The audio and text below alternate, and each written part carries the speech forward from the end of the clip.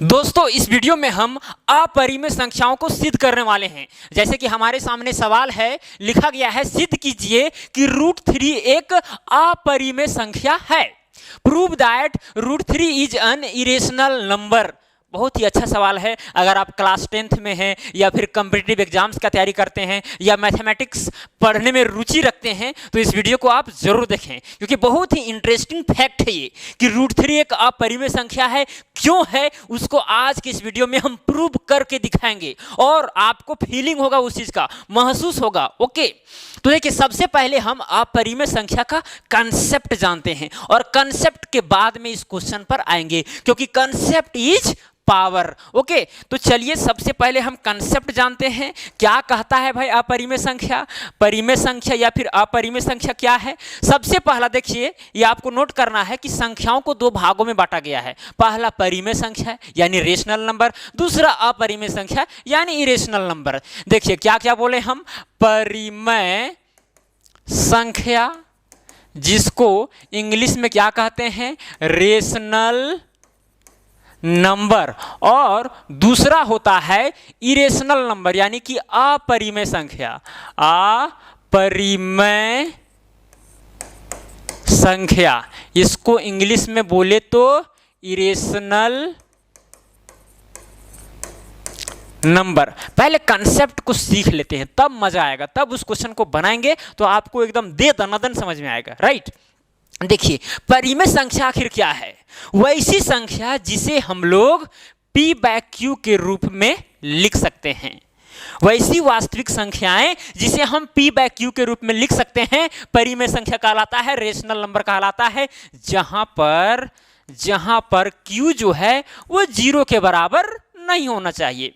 ये 0 के बराबर नहीं होना चाहिए, ये आपको बार बार सताता होगा। एक चीज आप नोट कर लें कि मैथमेटिक्स में कभी भी हर में, देखिए यहां पर ये वाला अंश है और ये वाला हर है, हर में कभी भी 0 नहीं होता है। अगर हर में 0 है तो वो चीज अनडिफाइन कहलाता है, अनडिफाइन, अपरिभाषित जिसको बोलते हैं। जब वो अपरिभाषित है मतलब उसको हम परिभाषित कर ही नहीं सकते हैं, तो उसका मतलब भी नहीं निकलेगा, है कि नहीं?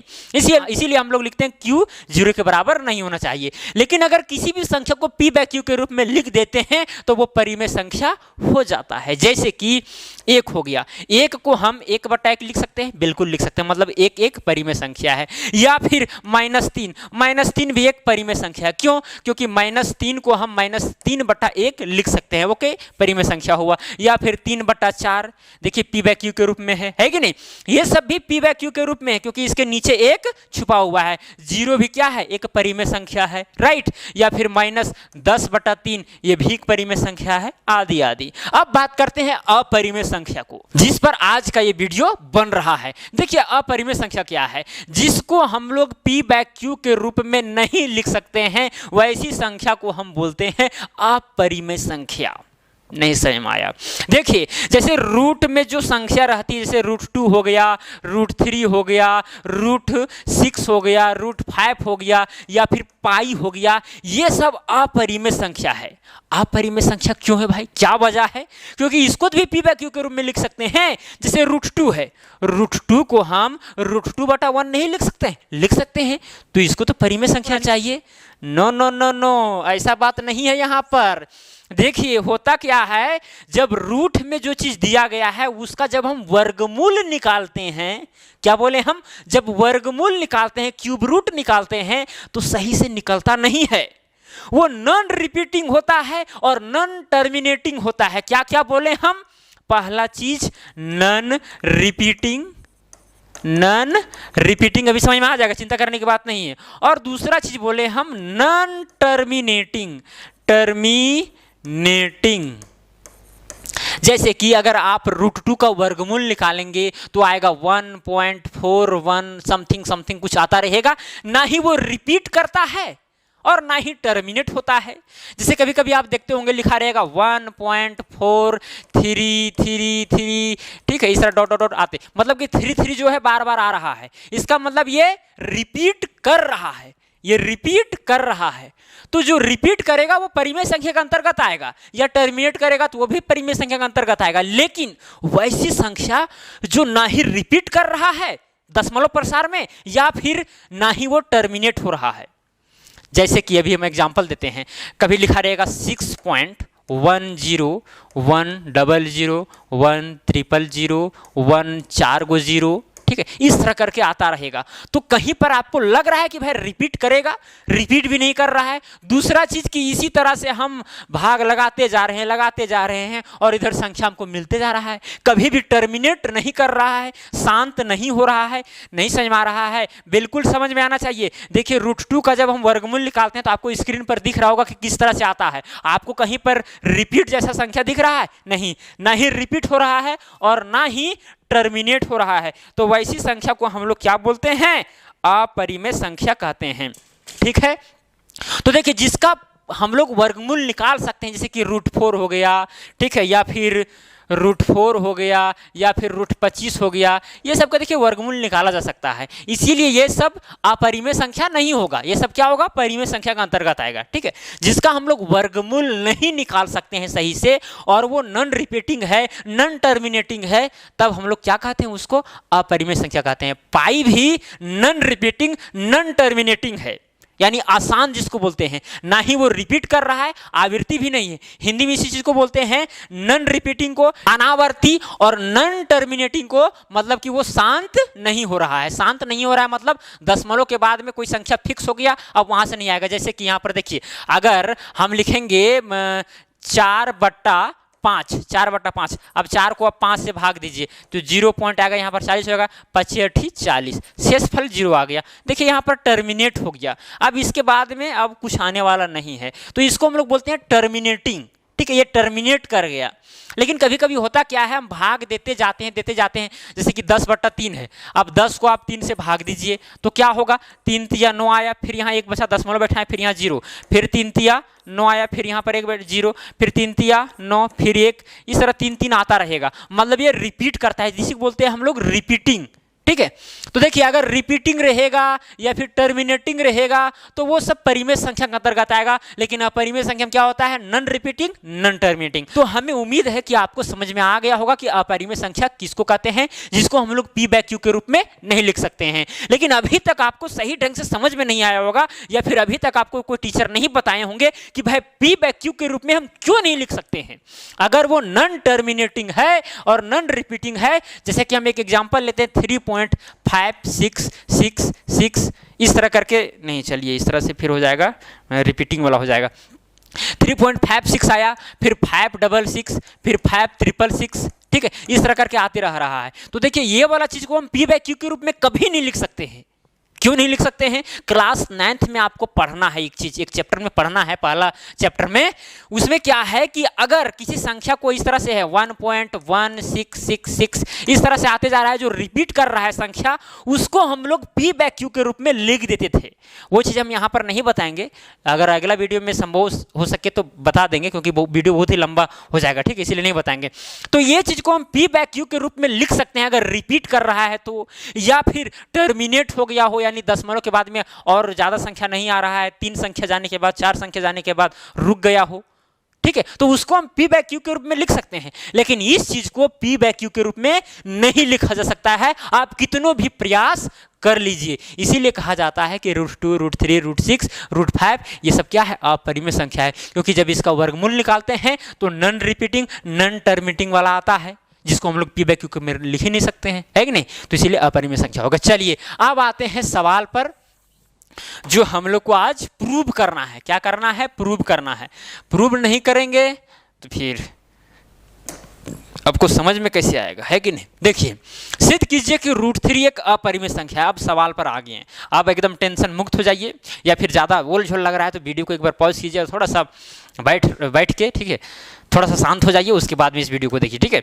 देखिए यहाँ पर सिद्ध करना है कि √3 एक अपरिमेय संख्या है। कैसे सिद्ध होगा? देखिए यहाँ पर एक तरीका हम अपनाएंगे।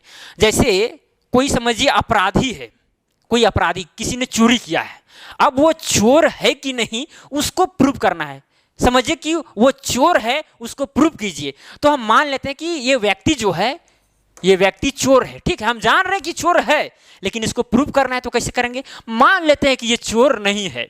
अब जब हम वेरिफिकेशन करने लगते हैं, प्रमाण जब आने लगता है, तो पता चलता है प्रमाण में कि जो हम माने थे कि ये चोर नहीं है, वो तो चोर निकल गया।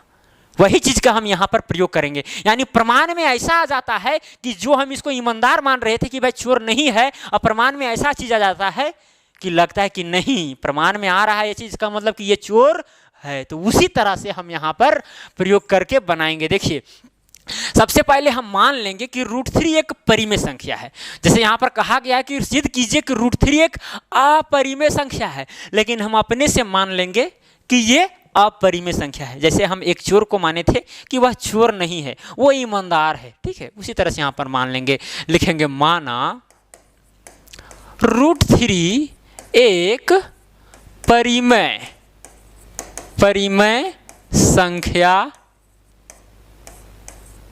है। मान लिए अगर वो √3 परिमेय संख्या है तो उसे p/q के रूप में लिखा जाना चाहिए या फिर a/b के रूप में। चलिए हम √3 को लिख देते हैं, इसीलिए हो जाएगा √3 बराबर में a/b। हम यहाँ p/q के रूप में नहीं लिखे हैं। क्यों नहीं लिखे हैं, इसका भी कारण बताते हैं। आप कुछ भी लिख सकते हैं, एक चीज नोट कर ले, कुछ भी लिख सकते हैं, ठीक है। देखिए a/b के रूप में लिखें इसलिए क्योंकि यहाँ पर a और b, जहां a और b क्या हो जाएगा, a और b सह अभाज्य संख्याएं हैं तथा b जो है वो 0 के बराबर नहीं है। ये चीज तो आपको पहले से पता है, ठीक है। अगर ये परिमेय संख्या है √3, तो √3 को हम a/b के रूप में तो लिख सकते हैं, सिंपल सी बात है कि नहीं। p/q बोलिए या फिर a/b बोलिए, लेकिन यहां पर जो कंडीशन लिखा गया है कि जहां पर a और b सह अभाज्य संख्याएं हैं और b 0 के बराबर नहीं है, इसका मतलब क्या हुआ। देखिए, अगर √3 का परिमेय संख्या है, मान के चलिए परिमेय संख्या है, तो √3 को हम सपोज कीजिए हम p/q के रूप में लिख दिए, लेकिन यहां पर जो p और q है कहीं कट रहा होगा, जैसे कि नहीं होता है 4/6 लिख दिए, नहीं कटता है, 2 दूना 4, 2 तिया 6। उसी तरह से p/q लिए, अब यहाँ पर कट रहा था, अब काट के आ गया क्या चीज, a/b, यानी √3 बराबर में हम a/b लिख दिए। ये भी इस तरह करके आप समझ सकते हैं, ठीक है। तो a और b में अब क्या है, ये दोनों संख्या में एक के अलावा और कोई भी उभयनिष्ठ गुणनखंड नहीं है। मतलब कि केवल एक से ही भाग लगेगा, उसके अलावा संख्या से नहीं लगने वाला है। इसीलिए बोला जाता है सहअभाज्य संख्याएं, यानी को प्राइम नंबर्स, यानी संख्याओं की वैसी जोड़ी जिसमें एक के अलावा और कोई भी संख्या से भाग ना लगे, उसको हम लोग बोलते हैं को प्राइम नंबर, यानी कि सहअभाज्य संख्या, यानी a और b अब कटने वाला नहीं है, ठीक है। जैसे कि यहाँ पर 2/3 अगर आ गया तो 2/3 कटेगा, नहीं कटेगा, 2/3 रहेगा, तो उसी तरह से यहाँ पर है, ओके। अब देखिए यहाँ पर क्या करेंगे, अब दोनों तरफ कर देंगे वर्ग, लिखेंगे यहाँ पर दोनों तरफ वर्ग करने पर, अगर दोनों तरफ वर्ग करते हैं तो देखिए क्या प्रभाव होता है। अगर √3 का करेंगे वर्ग, चलिए हम लिख देते हैं, √3 का स्क्वायर बराबर में हो जाएगा a/b का स्क्वायर, ओके। तो क्या हो जाएगा, √3 का करेंगे स्क्वायर तो हो जाएगा 3 = √3 का स्क्वायर कितना होगा, 3 होगा। अब देखें यहाँ पर a/b का होल स्क्वायर है, इसका मतलब a का स्क्वायर भी है और b का भी स्क्वायर है, ओके। अब इसी चीज को हम लिख सकते हैं, ये b² इधर आ जाएगा तो हो जाएगा 3b² = क्या हो जाएगा, a² होगा, बिल्कुल होगा। अच्छा एक चीज बताइए, इसको और आगे ले जाते हैं, b² जो है b² बराबर होगा a² और ये जो 3 है इधर आ जाएगा, ठीक है। अब यहां से एक चीज आप नोट कीजिए, क्या नोट करना है, ये आंसर नहीं है, हम यहाँ पर रेखांकित कर दिए थोड़ा सा। अब देखिए b² बराबर में आ गया a² / 3। इसका मतलब क्या हुआ, इसका मतलब ये हुआ कि a² को 3 जो है वो डिवाइड कर रहा है, क्या कर रहा है, डिवाइड कर रहा है। तो यहां लिखेंगे a² को 3 विभाजित करता है,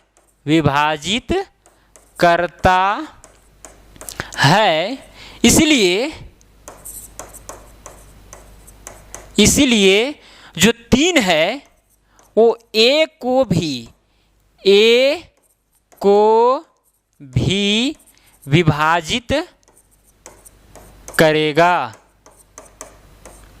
ठीक है, अगर ये जो एक प्रमेय है जिसमें कहा गया है कि अगर कोई किसी चीज का स्क्वायर कोई संख्या डिवाइड कर रहा है तो स्क्वायर को हटा दीजिए, वो संख्या भी उससे डिवाइड हो जाएगा। जैसे कि यहाँ पर ए स्क्वायर को 3 डिवाइड कर रहा है, क्या कर रहा है, 3 डिवाइड कर रहा है, तो ए भी 3 से डिवाइड होगा। जैसे हम एक एग्जांपल लेते हैं, जैसे कि यहाँ पर 3 का स्क्वायर है, या फिर ले लीजिए 6 का स्क्वायर। 6 का स्क्वायर डिवाइडेड बाई यहाँ पर 3 है। अब 6 का स्क्वायर जो है अगर 3 से डिविजिबल है, डिवाइड हो रहा है, तो यहाँ पर 6 भी क्या होगा, 3 से डिवाइड होगा। क्योंकि देखिए 6 का स्क्वायर करेंगे तो कितना हो जाएगा, 36, 36/3, फिर कितना आ जाएगा, 3 एकम 3 दूना 6। अब यहाँ पर भी करेंगे तो 3 एकम 3, 3 दूना 6, डिवाइड हो रहा है कि नहीं हो रहा, हो रहा है। तो यहाँ पर क्या हो जाएगा, वही चीज हो जाएगा कि जो 3 है वो ए को भी विभाजित करेगा। ये प्रमेय है एक क्लास 10th में, उसमें ये चीज बताया गया है। ओके, अब देखिए यहाँ पर क्या करेंगे, अब यहाँ से देखिए एक थोड़ा सा एक कंडीशन उत्पन्न हो जाता है। वो कंडीशन क्या है उसको समझिए। ठीक है, देखिए होता क्या है, यहाँ पर हम मान लेते हैं, माना a बराबर में 3c, क्या मान लिए, a बराबर में 3c। अब ये 3c कैसे आ गया, क्या वजह है, हम यहां पर बोले हैं पहले कि 3 जो है, इसीलिए 3 a को विभाजित कर रहा है।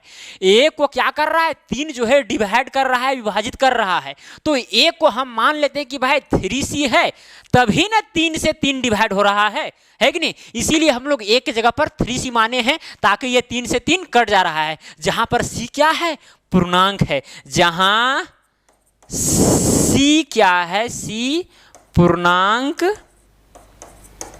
है।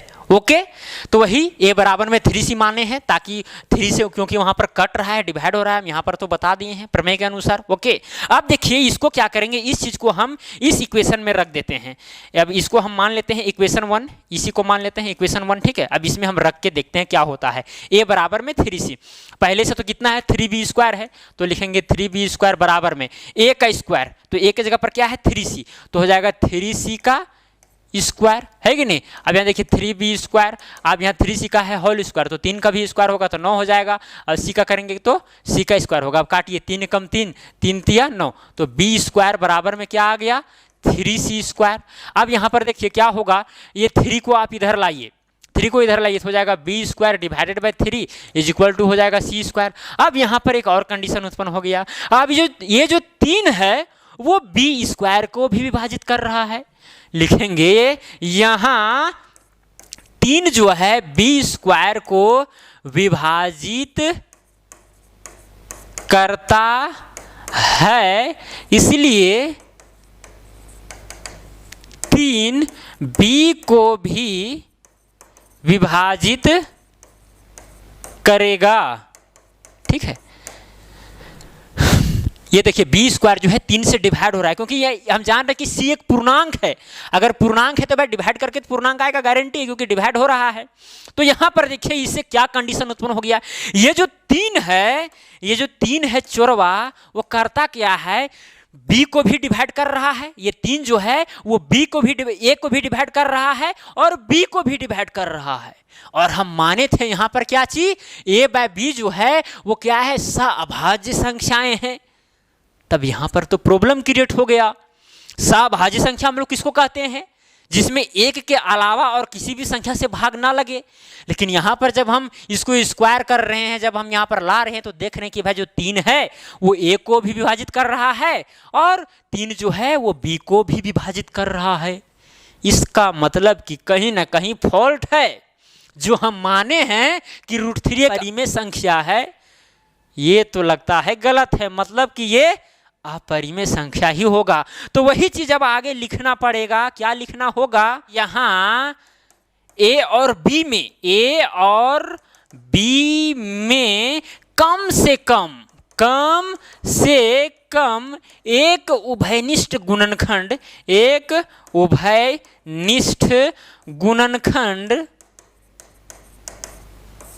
3 है।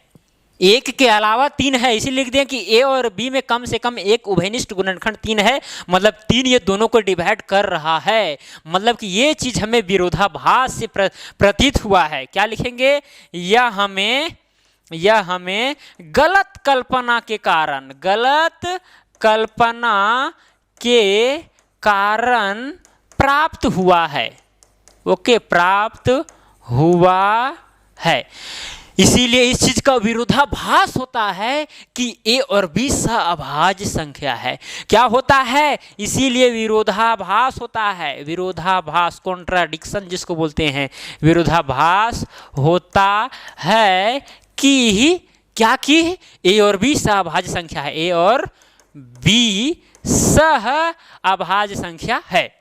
अतः हम निष्कर्ष निकाल सकते हैं, लिख देंगे, अतः हम निष्कर्ष निकाल सकते हैं कि √3 क्या है?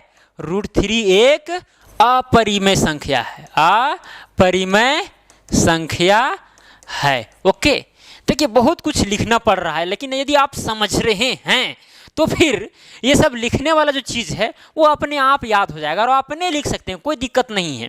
सबसे पहले आपको मान लेना है कि भाई परिमेय संख्या है। जिस तरह से भाई हम मान लिए थे कि भाई वो चोर नहीं है, वो ईमानदार है, तो उसी तरह इसको मान लिया कि भाई ईमानदार है, परिमेय संख्या है। लेकिन बाद में देखिए तो यहाँ पर एक कॉन्ट्राडिक्शन उत्पन्न कर दिया, विरोधाभास उत्पन्न कर दिया। इसका मतलब कि वो चोर है, मतलब कि ये √3 जो है अपरिमेय संख्या है। सारा प्रक्रिया जो है वर्ग किए हैं, वर्ग करने पर देख रहे हैं कि ये स्क्वायर 3 से विभाजित हो रहा है, तो ये भी 3 से विभाजित होगा। फिर a बराबर में 3 से लिखे हैं। 3 से क्यों लिखे हैं? क्योंकि जान रहे हैं कि भाई a जो है वो 3 से कट रहा है, मतलब कि a को हम 3 से लिख दिए हैं ताकि 3 से जो है 3 जो है वो 3 से कट जाए, है कि नहीं। आज जब a = 3 से लिखे हैं, उसको हम समीकरण 1 में रख दिए हैं, तो देख रहे हैं कि भाई b स्क्वायर को भी 3 विभाजित कर रहा है। तो यहाँ पर 1 के अलावा एक और उभयनिष्ठ गुणनखंड आ गया है। क्या चीज? 3 आ गया है, मतलब 3 भी डिवाइड कर रहा है। किसको किसको? a को भी और b को भी। और हम जानते थे पहले से कि a और b सहअभाज्य संख्या है, मतलब कि ये चीज तो विरोधाभास हो रहा है यहाँ पर कि 1 के अलावा और कोई भी उभयनिष्ठ गुणनखंड नहीं है, है कि नहीं। यह हमें गलत कल्पना के कारण प्राप्त हुआ है। इसीलिए हम लोग जान गए कि √3 एक अपरिमेय संख्या है, मतलब कि वो आदमी चोर है, क्योंकि प्रमाण में वो गलती पाया गया। ठीक है, समझ में आ रही है बात? देखिए, चलिए ये क्वेश्चन बन गया तो समझिए सारा क्वेश्चन बन जाएगा। इसी तरह से √2 वाला भी इसी तरह से बनेगा। √5 वाला जितना भी है सब इसी तरह से बनेगा, एकदम प्रक्रिया सेम रहेगा। जहां पर आपको √3 नजर आ रहा है, जहां पर 3 नजर आ रहा है, √2 वाला प्रूव कीजिएगा तो वहां पर √2 नजर आएगा, 2 नजर आएगा। √5 वाला अगर कीजिएगा तो √5 नजर आएगा, 5 नजर आएगा, आदि। ओके, और सभी स्टेप इसी तरह रहेगा, राइट। चलिए अब नेक्स्ट क्वेश्चन में कभी कभी ऐसा क्वेश्चन पूछा जाता है कि सिद्ध कीजिए कि 6 + √2 एक अपरिमेय संख्या है। एक चीज हम आपको बता देते हैं, अपरिमेय संख्याओं का जोड़, घटा, गुना, भागा भी अपरिमेय संख्या होता है।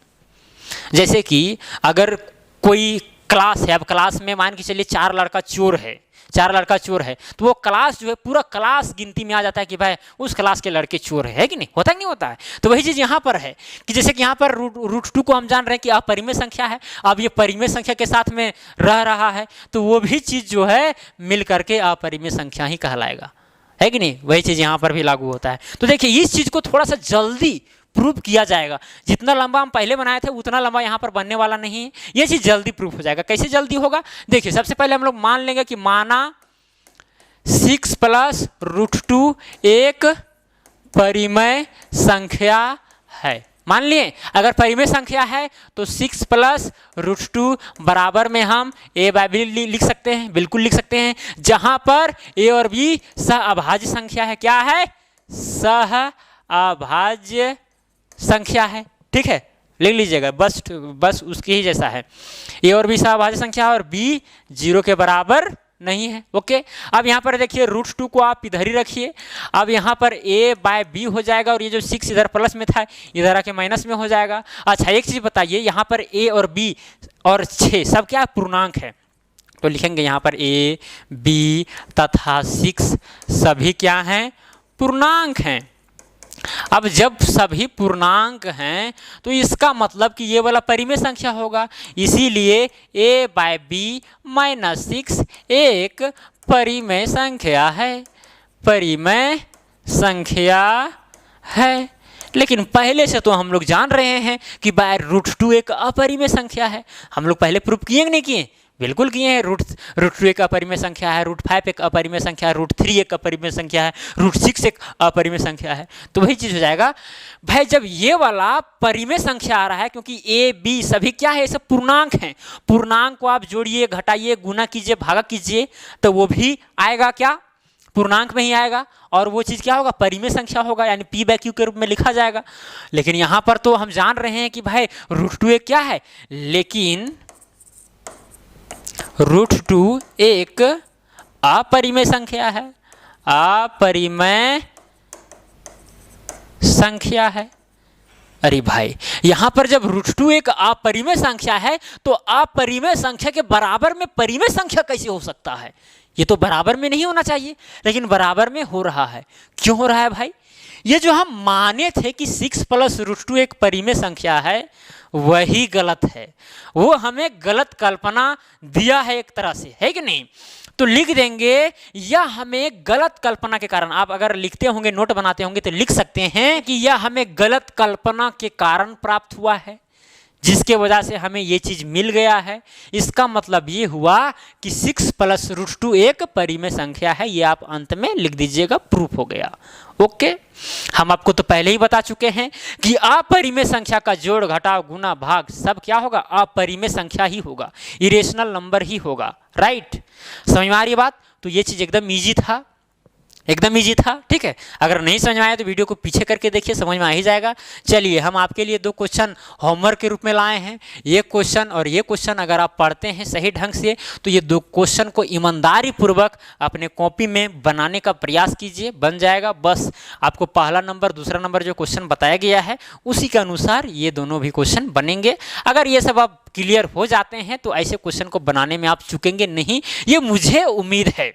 तो वीडियो अगर अच्छा लगा होगा तो वीडियो को लाइक जरूर कीजिएगा। तो चलिए, आज के लिए इतना ही। जय हिंद, जय भारत।